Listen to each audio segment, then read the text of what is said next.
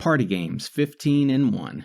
Rating this at only a 5 honestly bums me out because, surprising though I'm sure it sounds, this title packs a legitimately fun punch if you've got some friends to play with. The glaring flaw here is unavoidable though. The lead player at any time can simply press the circle button to boot everyone back to the start screen. And that's apt to happen accidentally at some point, likely during a marathon, since the circle button is directly next to the primary action button of X. There are some other issues here too, minigames usually being unequal in quality and all that jazz, but nothing which comes anywhere close to the circle button drawback. If not for that sad reality, I might even say this game is good, so long as you're playing with other people, as the AI can be a little on the challenge and or challenging side when that's all you've got to play against. The real shock at work here, though, is how much of a good, sometimes unique time lies in wait within this little collection. I want to knock it for claiming 15 games while only offering 14, but a handful of the mini-games have multiple maps, multiple game modes, etc. Some of what's on offer is cheap,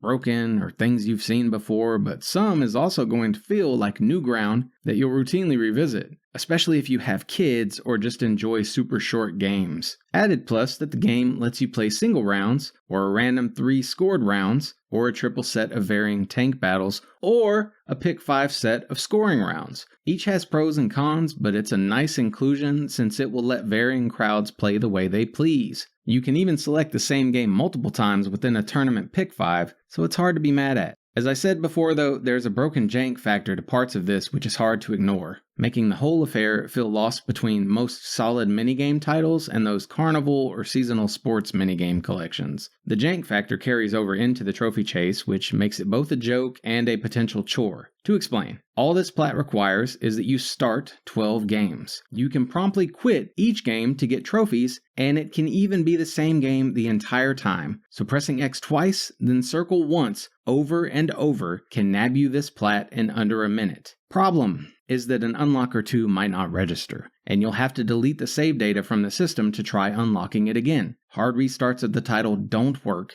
and the delete screen for save data can take a while to load. I only had to delete save data once, but you get the idea. It certainly explains why a 1-minute plat that's a 0 on the difficulty scale ends up with a completion rate in the low 80s. Guessing lots of folks just assumed the trophy glitch had no resolve and gave up on this thing. There's no written guide out there either teaching people the workaround. Regardless of that, and all the ways I could nitpick some of the minigames into oblivion, I ultimately think this is a solid investment for people always up for local multiplayer fun, and those who dig stupidly easy trophy unlocks. I wish there was more to the chase, and that the rest was tighter, but I truly am happy to know this exists. Talk about a sort of weak win I didn't see coming. This should have been garbage bin mediocrity, but it's really not bad.